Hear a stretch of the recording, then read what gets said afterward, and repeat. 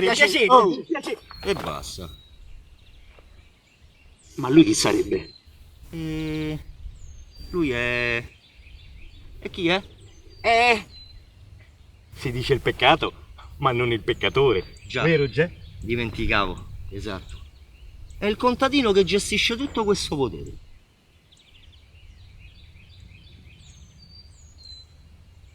Come cavolo facevi? Per la miseria. Dov'è il trucco? No, che trucco? Lui stava su di un Kaiser. Conosci quei soffioni d'aria calda? Già!